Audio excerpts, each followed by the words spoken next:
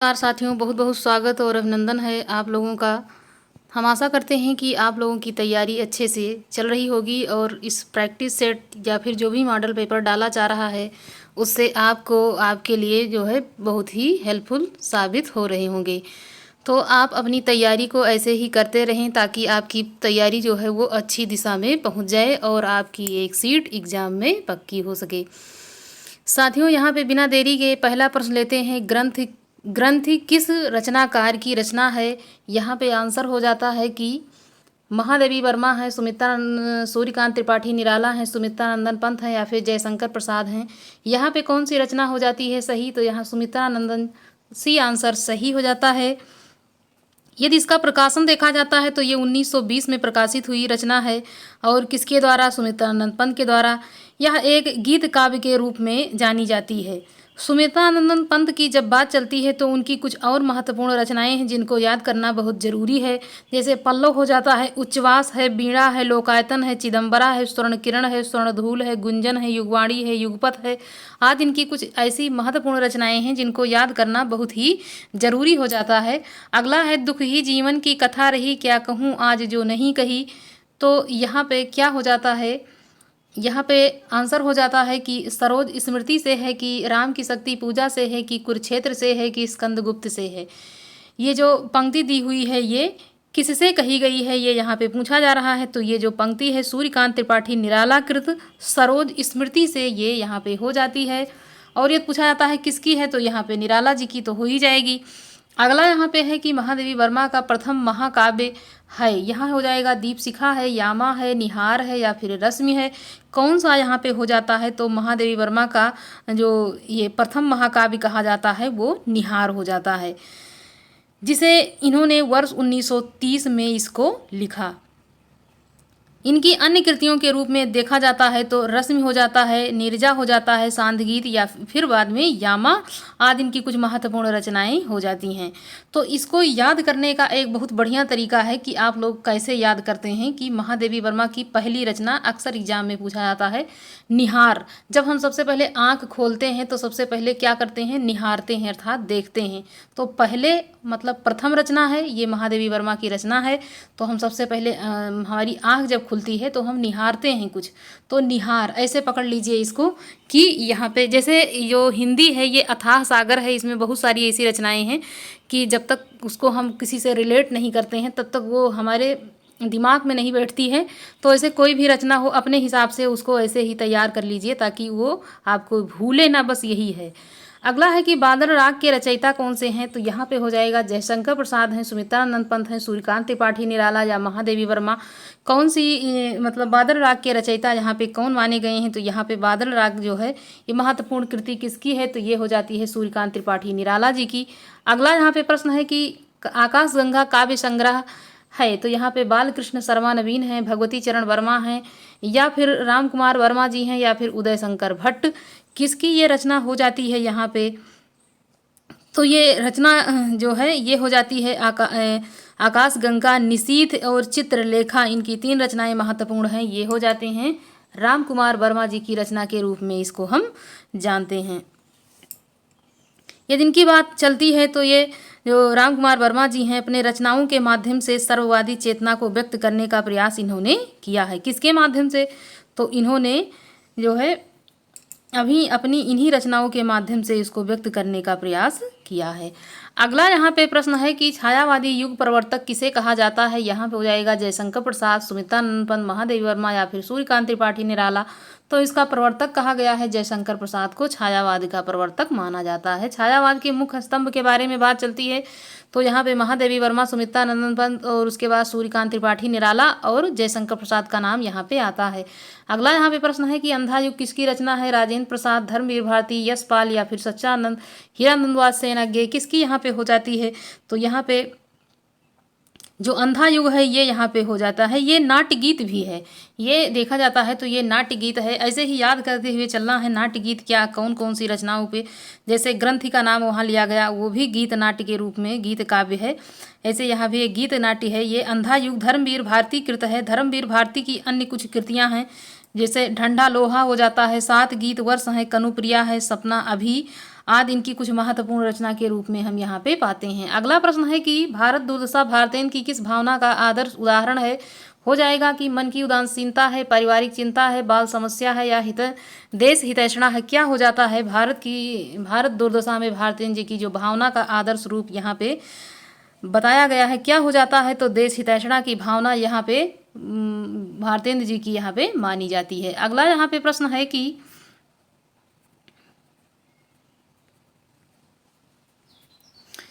निम्नलिखित में से कौन सा कार्यावस्था के अंतर्गत नहीं आता है। यहाँ पे हो जाता है कि प्रयत्न है, कि प्रत्याशा है, कि फलागम है या फिर उत्पाद है।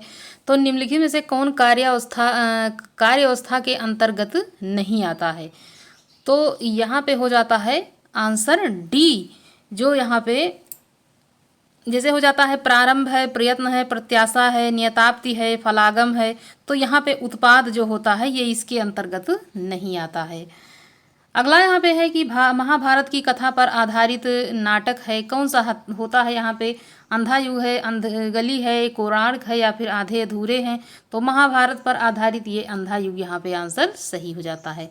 अगला है नाटक में अभिनय कितने प्रकार का होता है। 3 होता है, 4 होता है, 2 होता है या फिर 8। तो यहाँ पे 4 आंसर सही हो जाता है।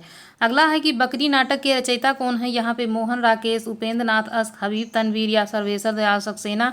आंसर यहाँ पे हो जाता है कि जो बकरी है उस बकरी के यहाँ पे सर्वेश्वर दयाल सक्सेना जो है रचयिता यहाँ पे माने जाते हैं। अगला है कि संयोक्ता स्वयंवर है, ये क्या है, तो ये नाटक है कि उपन्यास है कि कहानी है या इनमें से कोई नहीं। आंसर इसमें कौन सा सही हो जाता है कि जो भारतेंद्र युगीन लेखक माने जाते हैं श्री निवास दास, इनकी ये नाटक है, ये यहाँ पे आंसर सही हो जाता है। अगला है कि ज्ञानाश्रयी निर्गुण काव्य का दार्शनिक आधार क्या है। तो यहाँ शुद्धाद्वैत है, विशिष्टाद्वैत है, दैत्यवाद है या फिर अद्वैतवाद है। कौन सा आंसर होता है सही, तो यहाँ के ज्ञानाश्रयी शाखा के प्रमुख कवि की बात चलती है तो कबीरदास यहाँ हो जाते हैं। ज्ञानाश्रयी निर्गुण काव्य का दार्शनिक आधार जो है वो अद्वैतवाद यहाँ पे आंसर सही हो जाता है। और शुद्धाद्वैतवाद की बात चलती है तो उस शाखा के कवि सूरदास हैं, तथा विशिष्टाद्वैत की बात चलती है तो वहाँ पे गोस्वामी तुलसीदास हैं। ये तीनों यहाँ पे काफ़ी महत्वपूर्ण है। ये अद्वैतवाद की बात चले तो कबीरदास को याद करना है, शुद्धाद्वैत की बात तो यहाँ सूरदास को याद करना है, और विशिष्टाद्वैत की बात चलती है तो ये भक्ति से जुड़े हुए, राम से जुड़े हुए, तो वहाँ विशिष्टावाद की बात आती है तो वो यहाँ से हो जाता है। अगला यहाँ पे है कि ज्ञानबोध के रचनाकार कौन हो जाते हैं। यहाँ पे सुंदरदास हैं, मलुकदास हैं, रज्जव हैं या फिर इनमें से कोई नहीं। तो यहाँ पे मलुकदास की रचना ये हो जाती है।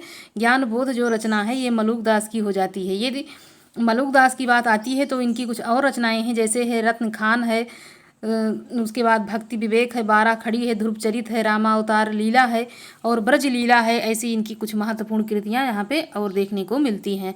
निम्नलिखित में से कौन राधा वल्लभ संप्रदाय का प्रवर्तक है। यहाँ पे होता है कि वल्लभाचार्य हैं, कि हित हरिवंश हैं, गोविंद स्वामी हैं, छीत स्वामी हैं। तो निम्नलिखित में से राधा वल्लभ का संप्रदाय का प्रवर्तक पूछा जा रहा है तो यहाँ पे ये भी याद करने वाली चीज़ है। ये यहाँ पे हो जाएगा, यहाँ पे हित हरिवंश, यहाँ पे बी आंसर सही हो जाता है। इसको कैसे याद करेंगे, तो यहाँ से राधा ले लीजिए, यहाँ से हित ले लीजिए। तो राधा हित की बात कहाँ होती है, तो राधा वल्लभ हित हरिवंश, ऐसे इसको याद करेंगे जोड़ करके तो अच्छे से याद रहेगा। अगला यहाँ पे प्रश्न है कि रामानंद की शिष्य परंपरा में आते हैं, कौन आते हैं, तो रंगाचार्य हैं, नाथ मुनि हैं, रामानुजाचार्य हैं या फिर पुंडरीकाक्ष हैं। कौन यहाँ पे आंसर कौन सा यहाँ पे सही हो जाता है, तो यहाँ पे हो जाता है कि रामानुजाचार्य इनके शिष्य के अंतर्गत यहाँ पे रखे गए हैं। अगला यहाँ पे प्रश्न है कि अशोक के फूल निबंध रचयिता यहाँ पे पूछा जा रहा है, तो ये महादेवी वर्मा हो जाएंगी, डॉक्टर हजारी प्रसाद द्विवेदी या फिर रामधारी सिंह दिनकर या फिर नागा अर्जुन।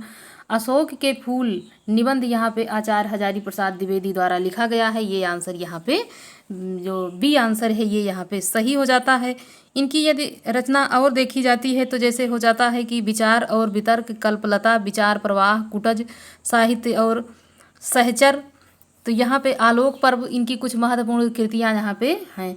बाल मुकुंद गुप्त रचित निबंध संग्रह का नाम यहाँ पे बताना है तो हो जाएगा भारत मित्र है, प्रज्ञा मित्र है, शिवसागर की चिट्ठियाँ हैं या फिर शिव शंभू के चिट्ठे। बाल मुकुंद गुप्त के निबंध संग्रह का नाम यहाँ पे बताना है तो यहाँ शिव शंभू के चिट्ठे जो हैं, ये आंसर यहाँ पे डी सही हो जाता है, क्योंकि द्विवेदी युग के निबंधकार के रूप में बात आती है तो बाल मुकुंद गुप्त द्वारा रचित निबंध संग्रह जो यहाँ पे शिव शंभू के चिट्ठे, ये भारत मृत नामक पत्र में प्रकाशित हुआ। कब प्रकाशित हुआ? तो 1904-5 में ये प्रकाशित हुआ। और किसके शासनकाल में? तो ये जो है लॉर्ड कर्जन को जो है संबोधित करने के लिए, और उन्हीं के शासनकाल में इसको इन्होंने शिव शंभू के चिट्ठे जो थे इसको उन्होंने प्रकाशित करवाया। अगला है कि अष्टछाप के प्रमुख कवि नंददास किसके शिष्य थे? तो वल्लभाचार्य के थे, विठलनाथ के थे, नावानंद के या फिर निर्वाकाचार्य के थे। किसके थे ये? यहाँ पे अष्टछाप के जो प्रमुख कवियों की बात चलती है तो विठलनाथ के जो शिष्य थे अष्टछाप में, वो 4 कवियों का नाम यहाँ पे आता है।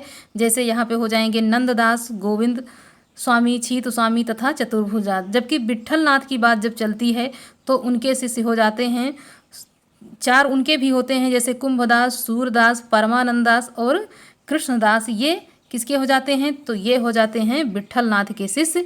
जबकि विठलनाथ के ये हो जाते हैं 4, नंददास और गोविंद स्वामी, छीत स्वामी और चतुर्भुजा। जबकि ये वल्लभाचार्य के शिष्य यहाँ पे हो जाते हैं कुंभनदास और सूरदास और परमानंददास और कृष्णदास। तो इसको अच्छे से बिल्कुल अष्टछाप का जो इसका प्रकाशन कब हुआ? तो ये 1565 में इसका प्रकाशन हुआ। ये अक्सर पूछा जाता है, इसको याद कर लेना। कृष्ण काव्यधारा के प्रतिनिधि कवि के रूप में किसे जाना जाता है? सूरदास हैं, कबीरदास हैं, नाभादास या फिर रैदास। तो कृष्ण काव्यधारा के प्रतिनिधि कवि के रूप में सूरदास को हम जानते हैं। अगला है कि सूरदास किस कृति को नहीं लिखा? यहाँ पे उनकी कृति नहीं पूछा जा रहा है कि वहाँ पे नहीं लिखा। सूर सारावली है, दोहावली है, साहित्य लहरी है या फिर सूर सागर है। कौन सी रचना उनकी नहीं है? तो यहाँ पे दोहावली आंसर भी सही हो जाता है। अगला है कि प्राणचंद चौहान का संबंध भक्ति के किस शाखा से है? यहाँ पे राम भक्ति के हैं, कृष्ण भक्ति के हैं, स्वमुखी से हैं या फिर ज्ञानाश्रयी से हैं। किससे हैं प्राणचंद चौहान? यहाँ पे आंसर सही हो जाता है कि जो प्राणचंद हैं वो किससे संबंधित हैं? तो ये यहाँ पे प्राणचंद का जो संबंध है वो राम भक्ति शाखा से यहाँ पे संबंधित वो माने जाते हैं। किससे माने जाते हैं? तो राम भक्ति शाखा से इनका संबंध है। जबकि ज्ञानाश्रयी की बात आ रही तो कबीरदास हो जाएंगे, और राम भक्ति से एक और कवि तो तुलसीदास, कृष्ण भक्ति तो सूरदास हो ही जाएंगे। स्वमुखी शाखा से तो यहाँ पे आंसर हो जाता है जीवा राम, यहाँ पे आंसर सही हो जाएगा। तुलसीदास जी ने भी भ्रमर परंपरा के अंतर्गत भ्रमरी गीत की रचना की है, जो संकलित है किसमें? तो जानकी मंगल में है, कृष्ण गीतावली में है, गीतावली में है या फिर कवितावली में है। किसमें इन्होंने भ्रमर गीत परंपरा के अंतर्गत भ्रमरी गीत रचना की है? जो कौन सी कृति में वह संकलित है? तो भ्रमरी की जो संकलना उन्होंने की है वो गीतावली में संकलित इन्होंने किया है। किसमें किया है? तो गीतावली में। काफ़ी ये महत्वपूर्ण है, थोड़ा अलग हटके ये प्रश्न है, ये एग्जाम में पूछा भी जा सकता है। अगला यहाँ पे प्रश्न है कि नाभादासकृत भक्तमाल की भाषा क्या है? या हो जाएगा कि अवधी है, कि ब्रज है, कि हिंदी खड़ी बोली या फिर मैथिली।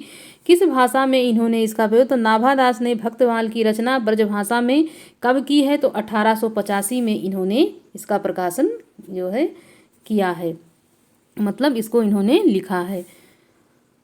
अगला यहाँ पे प्रश्न है कि गोस्वामी तुलसीदास जी की कुल कितनी कृतियों में उत्तराखंड उत्तरकांड संबंधित यहाँ पे वर्णन जो प्राप्त होता है? यहाँ पे 2 हो जाता है, 4 हो जाता है या फिर 3 हो जाता है या फिर जो है 1 हो जाता है। साथियों यहाँ पे पढ़ते वक्त थोड़ा सा जो है इधर उधर वो हो जाता है, तो उसका थोड़ा सा आप लोग अपने तरफ से मैनेज कर लीजिए। यहाँ पे क्या हो जाएगा? तो यहाँ पे हो जाता है कि गोस्वामी तुलसीदास जो हैं वो गोस्वामी तुलसीदास की कुल कितनी कृतियों में उत्तरकांड संबंधित वर्णन प्राप्त होता है, ये यहाँ पे पूछा जा रहा है। तो इसमें जो है कितना हो जाता है? तो 4 में इन्होंने इसका वर्णन किया है। अगला यहाँ पे प्रश्न है कि मलिक मोहम्मद जायसी को जायसी कहा जाता है क्योंकि वे जायस गोत्र में पैदा हुए थे, कि जायस मत को मानने वाले थे, जायस नामक स्थान के निवासी थे, या फिर ऊपर में से कोई नहीं। कौन सा आंसर यहाँ पे सही हो जाता है? तो जो सूफी प्रेमा खान काव्यधारा के प्रतिनिधि कवि के रूप में हम इनको पाते हैं, ये जो है रायबरेली उत्तर प्रदेश के जायस नामक स्थान पर इनका जन्म हुआ था। तो जायस नामक स्थान के निवासी होने के कारण इनको हम जायसी कहते हैं। अगला है कुतुबन के गुरु का क्या नाम था? तो यहाँ हो जाएगा रैदास अशरफ, दामो, या फिर मेहंदी बुरहान, या फिर शेख बुरहान। कौन सा आंसर यहाँ पे होता है सही? तो कुतुबन शेख बुरहान के शिष्य थे, जो शेख शेर शाह के पिता हुसैन शाह के समकालीन माने जाते हैं। इनका जन्म देखा जाता है तो 1515 में हुआ था। ये सूफी प्रेम काव्यधारा के कवि के रूप में ये भी प्रसिद्ध हैं। इनकी कृति देखी जाती है तो ये हो जाती है मृगावती। कुतुबन की कौन सी कृति हो जाती है? तो ये हो जाती है मृगावती। और किसके शिष्य थे? तो ये बुरहान शेख के, यहाँ पे शेख बुरहान के हो जाते हैं। डी आंसर यहाँ पे हो जाता है सही। अगला यहाँ पे प्रश्न लेते हैं कि लाल तारा की विधा, तो यहाँ पे हो जाएगा कि कौन सी विधा है ये?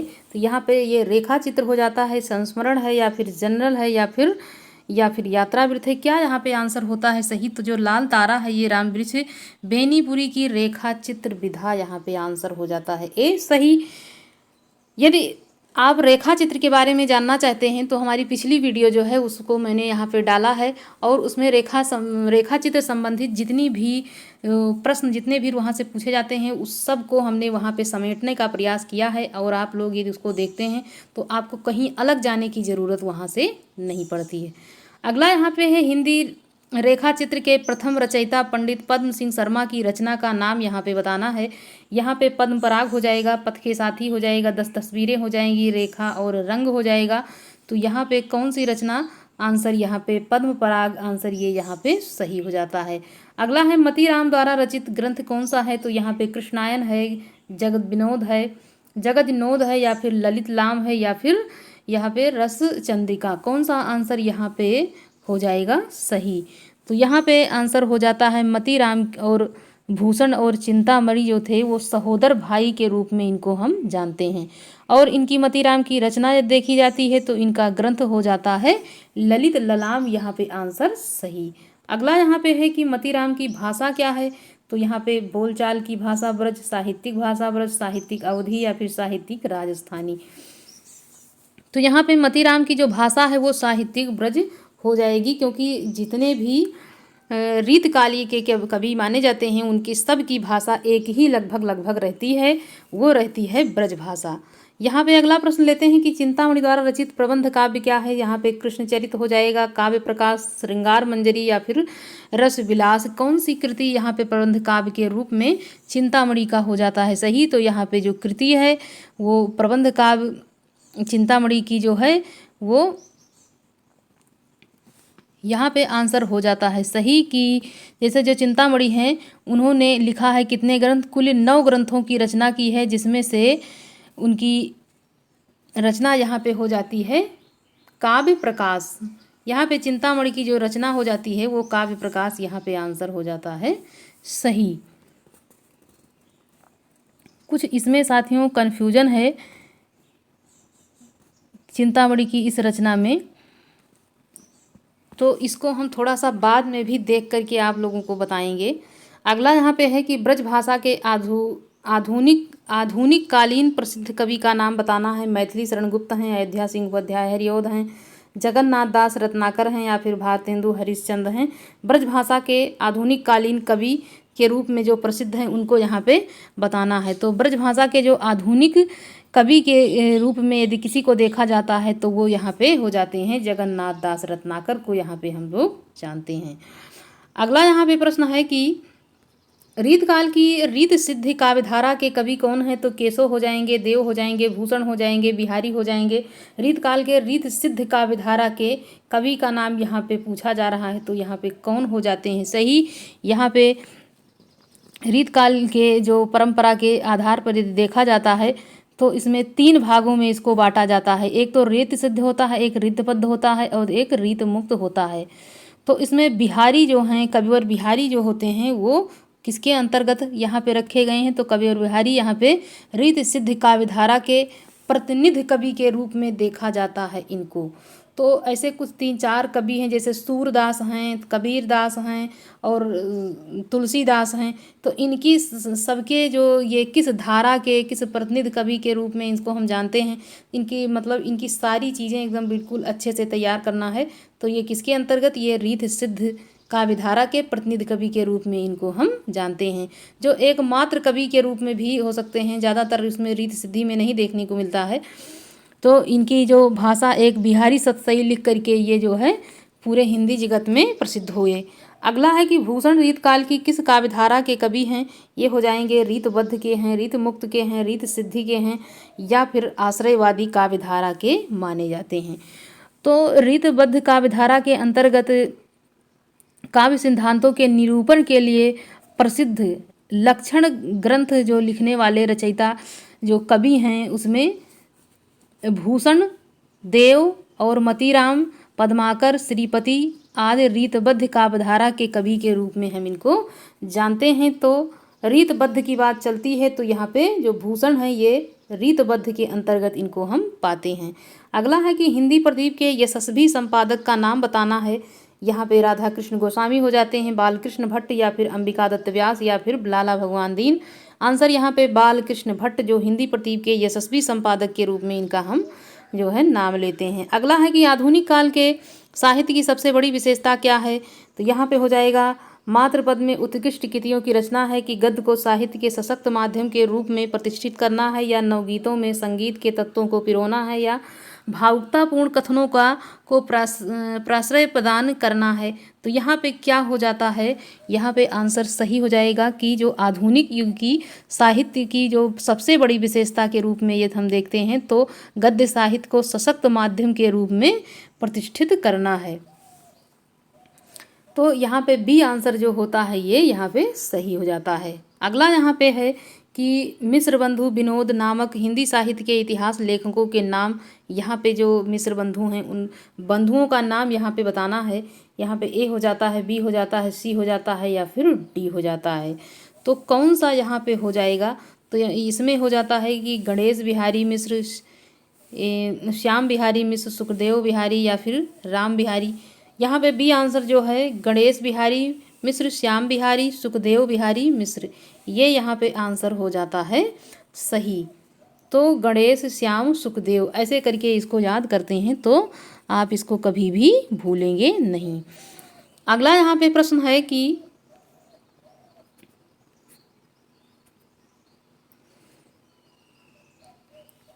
पुरानी हिंदी ग्रंथ के लेखक हैं तो कौन हो जाएंगे। यहाँ पे चंद्रधर शर्मा गुलेरी, नलिन विलोचन शर्मा, रामचंद्र शुक्ल या फिर हजारी प्रसाद द्विवेदी। पुरानी हिंदी ग्रंथ के लेखक की बात जब यहाँ पे चलती है तो कौन सा आंसर यहाँ पे हो जाता है सही। यहाँ पे हो जाता है कि पुरानी हिंदी कहने वाले एकमात्र कवि जो थे वो हो जाते हैं मतलब लेखक चंद्रधर शर्मा गुलेरी। इन्होंने हिंदी को पुरानी हिंदी कह करके संबोधित किया। अगला है कि हिंदी साहित्य की भूमिका पुस्तक के लेखक कौन हो जाते हैं। तो रामचंद्र शुक्ल हैं, राम कुमार वर्मा हैं, विश्वनाथ प्रसाद मिश्र हैं, हजारी प्रसाद द्विवेदी हैं। आंसर यहाँ पे हो जाता है कि जो हिंदी साहित्य की भूमिका पुस्तक की बात जब चलती है तो इसका प्रकाशन 1940 में तथा दूसरी पुस्तक इनका उद्भव और विकास 1952 में। तो यहाँ तक हिंट मिलने के बाद आपको पता चल गया होगा तो ये यहाँ आंसर सही हो जाता है हजारी प्रसाद द्विवेदी। अगला यहाँ पे प्रश्न है कि परमात्मा का कुत्ता किसकी रचना है। ये होता है निर्मल वर्मा हैं, मोहन राकेश हैं, विष्णु प्रभाकर हैं या फिर राजेंद्र यादव। आंसर यहाँ पे कौन सा होता है सही। यहाँ पे आंसर हो जाएगा कि जो परमात्मा कुत्ता एक कहानी है जिसके लेखक की बात चलती है तो यहाँ पे आंसर हो जाता है मोहन राकेश। मोहन राकेश की कुछ और यहाँ पे कहानियाँ हैं जैसे इंसान के खंडहर, नए बादल, जानवर और जानवर, एक और ज़िंदगी, फौलाद का आकाश आदि। इनकी कुछ ये महत्वपूर्ण और इनकी कहानियों को एकदम बिल्कुल अच्छे से याद कर लेना है क्योंकि इनके प्रश्न जरूर वहाँ से पूछे जाने की संभावना बनी रहती है। अगला है कीर्ति लता की भाषा क्या है। यहाँ पे हो जाएगा साहित्यिक अपभ्रंश है, प्राकृत है, लोक भाषा है या फिर अवहट्ट है। तो कीर्ति लता जो विद्यापति की रचना हम यहाँ पे मानते हैं तो ये इसकी भाषा पूछी जा रही है कि किस भाषा में उन्होंने इसको लिखा। तो इन्होंने अवहट्ट में इसको लिखा है। अगला यहाँ पे प्रश्न है कि गद्य पद मिश्रित चंपू काव्य क्या है। ये हो जाएगा वर्ण रत्नाकर, उक्त व्यक्ति प्रकरण, राउर बेल या फिर स्थूलभद्र रास। तो यहाँ पे कौन सा आंसर हो जाता है सही, तो गद्य पद्य मिश्रित जो चंपू काव्य होता है, जहाँ पे गद्य और पद्य दोनों का सम्मिश्रण देखने को मिलता है, वो काव्य हो जाता है चंपू। तो ये ऐसा काव्य है जिसमें वर्ण रत्नाकर, ये जगन्नाथ दास रत्नाकर की रचना,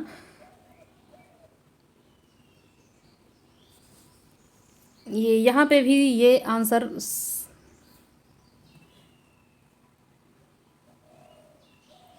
ये गद्य पद्य मिश्रित चंपू काव्य जो है, ये यहाँ राउर बेल को माना जाता है। अगला यहाँ पे प्रश्न है कि चंद्रवरदाई किसके दरबारी कवि थे। तो यहाँ पे हो जाएगा कि हमीर के, कि बीसल देव के, या फिर महाराणा प्रताप के, या फिर पृथ्वीराज चौहान के। तो कौन सा यहाँ पे हो जाएगा, चंद्रवरदाई किसके दरबारी कवि के रूप में जाने जाते हैं। तो ये किसके दरबारी कवि यहाँ पे माने जाते हैं, ये यहाँ पे तो चंद्रवरदाई जो थे वो आश्रयदाता माने जाते थे पृथ्वीराज चौहान के। अगला यहाँ पे है कि नाटक को पंचम वेद की मान्यता प्रदान की है किसने। तो यहाँ पे भरत मुनि ने, या फिर विश्वनाथ ने, या फिर दशरथ ओझा ने, या फिर पाणिनि ने। तो पंचम वेद भरत मुनि जी ने कहा है। अगला यहाँ पे प्रश्न है कि ध्वन्यालोक किस शताब्दी का ग्रंथ है। ये हो जाता है कि 7वीं का है, 8वीं का है, 9वीं का है, या फिर 11वीं शताब्दी का है।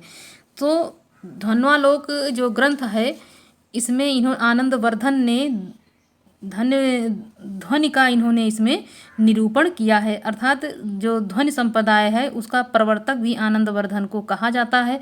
और ये 9वीं शताब्दी के ये माने जाते हैं, किसके, तो 9वीं शताब्दी के माने जाते हैं। ध्वन्यालोक के रचयिता कौन है, आनंदवर्धन है। अगला है कि काव्य के विशिष्ट तत्व के रूप में ध्वनि का शब्द का सर्वप्रथम प्रयोग किसने किया। तो यहाँ पे भामह ने किया, दंडी ने किया, आनंदवर्धन ने किया, कुंतक ने किया। तो ध्वनि की बात जहाँ भी आए तो तुरंत आंख मूंद करके आनंदवर्धन पे टिक कर देना है, क्योंकि ध्वनि की बात सबसे पहले इन्होंने ही की है। अगला यहाँ पे है कि इनमें से कौन सी काव्य कृति सुदामा पांडे धूमिल की रचना है।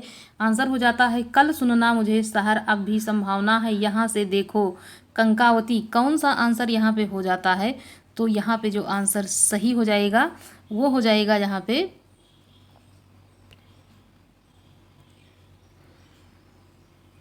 सुदामा पांडे धूमिल, कल सुनना मुझे। तो ये यहाँ पे हो जाएगा। संसद से सड़क तक भी उन्हीं की रचना मानी जाती है। तो काफ़ी व्यंग्यपूर्ण रचना लिखने के कारण ये प्रसिद्ध हैं। ये यहाँ पे अगला है कि संशय की एक रात के लेखक कौन है। मुक्तिबोध हैं कि श्रीकांत वर्मा है कि धूमिल है या फिर नरेश मेहता। तो संशय की एक रात की बात यहाँ पे मेहता जी ही करते हैं, नरेश मेहता। संशय की एक रात, आंसर यहाँ पे डी सही हो जाता है। इसमें से कौन साये में धूप काव्य कृति के रचयिता हैं, हो जाएगा कि रघुवीर सहाय हैं, दुष्यंत कुमार हैं, नरेश मेहता हैं, या फिर धर्मवीर भारती हैं। कौन सा आंसर यहाँ से सही हो जाता है,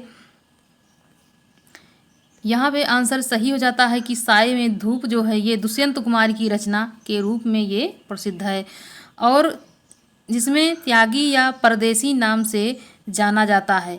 और उनकी जो काव्य कृतियाँ आवाज़ों के घेरे, जलते हुए वन का बसंत आदि, इनकी कुछ कृतियाँ जो मतलब काफ़ी प्रसिद्ध हैं वो यहाँ पे हैं कि जलते हुए वन का बसंत, ये यहाँ पे आंसर सही हो जाता है। तो जितने हमारे प्रयोगवादी कवि हैं, जितने प्रगतिवाद के कवि हैं, और जितने छायावाद के कवि हैं, उसमें से कुछ मुख्य कवि हैं, उनको जो है अच्छे से तैयार करना है, उनका जन्म, उनकी कृतियाँ। और जो द्विवेदी युग के कवि हैं, मतलब आधुनिक युग जो है उस पर तैयारी करते समय विशेष रूप से फोकस करना है, क्योंकि प्रश्न ज़्यादातर यहीं से बनते हैं। अगला यहाँ पे प्रश्न है कि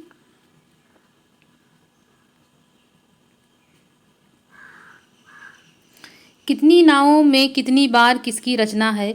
आंसर हो जाता है कि सच्चिदानंद हीरानंद वात्स्ययन आज्ञेय, मुक्तिबोध, यहाँ पे नैमी चंद जैन या फिर भारत भूषण अग्रवाल।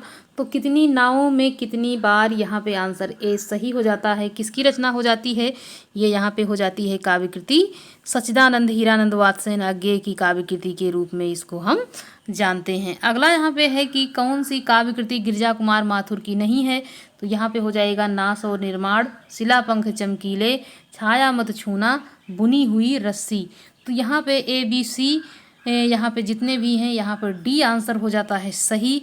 तो ये डी जो है बुनी हुई रस्सी भवानी प्रसाद मिश्र की कृति है, जो काफ़ी महत्वपूर्ण, मतलब काफ़ी प्रसिद्ध है ये भी। तो शिला पंख चमकीले, नाश और निर्वाण, छाया मत छूना, ये गिरिजा प्रसाद माथुर की कृति के रूप में जानी जाती है। अगला प्रश्न है कि शुकुल की बीवी किसकी रचना है। यहाँ पे केदारनाथ सिंह, धर्मवीर भारती, सूर्यकांत त्रिपाठी निराला, उसके बाद कंवल भारती। कौन सा आंसर होता है सही। तो यहाँ पे कहानी जो है शुकुल की बीवी, ये सूर्यकांत त्रिपाठी निराला की काफ़ी प्रसिद्ध कहानी की शुकुल की बीवी किसकी रचना है। तो ये किसके रूप में जानी जाती है, सूर्यकांत त्रिपाठी की रचना, और ये कहानी के रूप में प्रसिद्ध है। उसके बाद में दो घड़े, चतुरी चमार, देवी हिरनी आदि इनकी कुछ महत्वपूर्ण और कहानियां हैं जिसको याद करने की जो है याद कर लेना है कि ताकि अब की बार यहाँ से प्रश्न पूछा गया है तो हो सकता है अगली बार वहाँ से पूछा जाए। अगला है कि निम्नलिखित में से कौन सी कहानी जैनेन्द्र कुमार कृत है। तो यहाँ पे नमक का दरोगा, मलबे का मालिक, पाजेब या फिर हार की जीत। तो नमक का दरोगा यहाँ पे मुंशी प्रेमचंद हो जाएंगे, मलबे का मालिक यहाँ पे मोहन राकेश हो जाएंगे, हार की जीत सुदर्शन हो जाएंगे, जबकि पाजेब आंसर यहाँ पे किसका हो जाता है सही। तो यहाँ पे पाजेब जो है ये जैनेन्द्र कुमार की कहानी हो जाती है सही। और ये देखा जाता है तो जैनेन्द्र कुमार जो है वो मनोविश्लेषणात्मक परंपरा के प्रवर्तक के रूप में जाने जाते हैं। इनकी कुछ और कहानियां हैं जैसे फांसी है, वातायन, नीलम देश की राजकन्या है, एक रात दो चिड़िया आदि यहाँ पे हो जाती है। तो इनकी कहानियों को भी अच्छे से याद कर लेना है क्योंकि जैनेन्द्र कुमार भी काफ़ी प्रसिद्ध हैं। इनसे मतलब एक प्रश्न बनने की संभावना बनी रहती है। अगला है कि आचार्य रामचंद्र शुक्ल हिंदी की प्रथम कहानी किसे मानते हैं। तो वो कौन सी कहानी को मानते हैं। तो मानते हैं 11 वर्ष का समय, इंदुमती या फिर दुलाई वाली या फिर गुलबहार। तो यहाँ पे जो आंसर सही हो जाता है कि 1900 में किशोरी लाल गोस्वामी कृत कहानी जो इंदुमती है उसको वो मानते हैं अपनी पहली कहानी। कौन मानते हैं। तो यहाँ पे हो जाएगा शुक्ल जी, मतलब आचार्य रामचंद्र शुक्ल हिंदी की प्रथम कहानी मानते हैं किसे। तो इंदुमती को वो मानते हैं। अगला है कि प्रकाशन वर्ष के आधार पर जयशंकर प्रसाद की कहानी संग्रहों का यहाँ पे अनुक्रम कौन सा हो जाएगा, यहाँ पे ये बताना है। तो यहाँ पे हो जाएगा कि ए है या फिर बी या फिर सी या फिर डी। तो कौन सा आंसर हो जाता है सही। यहाँ पे हो जाएगा यहाँ पे छाया जो 1900 यहाँ पे 12 में प्रकाशित हुई। प्रतिध्वनि की बात आती है तो ये 1926 में प्रकाशित होती है। जबकि आकाशदीप की बात आती है तो ये 1929 में इसका प्रकाशन हुआ है। जबकि यहाँ पे आंधी जो है ये 1931 में इसका प्रकाशन हुआ है। जबकि 1936 में इंद्रजाल का प्रकाशन यहाँ पे हुआ है। 1936 में इंद्रजाल का प्रकाशन यहाँ पे माना जाता है। तो यहाँ पे बी आंसर हो जाता है सही। अगला यहाँ पे प्रश्न है शेखर जोशी की रचना है। कौन सा हो जाएगा कि मकान है कि हत्यारे हैं कि कोसी का घटवार है या फिर इनमें से कोई नहीं। कौन सा आंसर हो जाता है। तो यहाँ पे हो जाएगा शेखर जोशी की प्रमुख रचनाएं, जैसे यहाँ पे आंसर हो जाएगा कि कोसी का घटवार। इनकी कहानियाँ जैसे कुछ और भी महत्वपूर्ण मानी जाती हैं। बदबू हो जाएगा, हलवाहा हो जाएगा, दास्यू हो जाएगा। तो शेखर जोशी और यहाँ पे कोसी, ये दोनों का मिलान कर लेंगे तो कभी भी आपको भूलेगा नहीं। शेखर जोशी, कोसी का घटवार, कोसी और जोशी को रिलेट कर लीजिए, ये कभी भी आपको भूलेगा नहीं। महाभोज मन्नू भंडारी का कौन सा उपन्यास है। यहाँ ऐतिहासिक होता है, राजनीतिक या फिर धार्मिक या फिर आंचलिक, कौन सा ये हो जाता है। तो यहाँ पे जो हो जाता है सही, मन्नू भंडारी द्वारा लिखित जो महाभोज है ये राजनीतिक उपन्यास के रूप में यहाँ पे काफ़ी प्रसिद्ध है।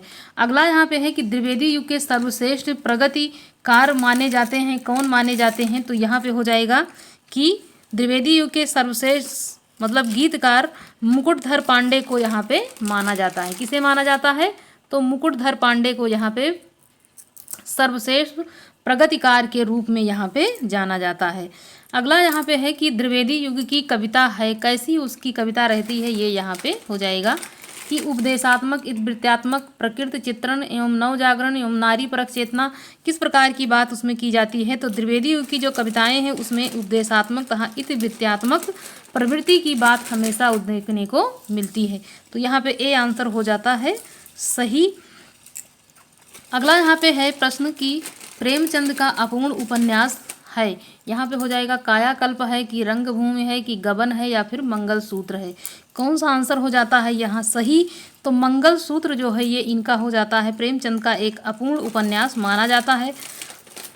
इस उपन्यास को इसका जो प्रकाशन हुआ तो इनके मरणोपरांत, मतलब इनके देहांत के बाद इसका प्रकाशन होता है। और प्रेमचंद के अन्य प्रसिद्ध उपन्यास की बात जब चलती है तो कायाकल्प, रंगभूमि, गबन, सेवा सदन, वरदान, निर्मला, प्रतिज्ञा, कर्मभूमि, प्रेमाश्रय, गोदान आदि, मतलब समझ लीजिए कि जो मुंशी प्रेमचंद हैं वो उपन्यास और कहानी के समझ लीजिए एक खान माने जाते हैं। मतलब कि उपन्यास सम्राट और कहानी सम्राट के रूप में इनको देखा और जाना जाता है। तो साथियों अपनी तैयारी को अच्छी दिशा में लेके जाइए और अपना जो है अच्छे से तैयारी करिए। और यदि वीडियो अच्छी लगे तो इसको लाइक और शेयर कीजिए ज़्यादा से ज़्यादा, और अच्छा लग जाए तो अपने इस चैनल को सब्सक्राइब कीजिए ताकि हमारा आने वाला जो प्रैक्टिस सेट है वो सबसे पहले आप तक पहुंच सके। साथियों धन्यवाद।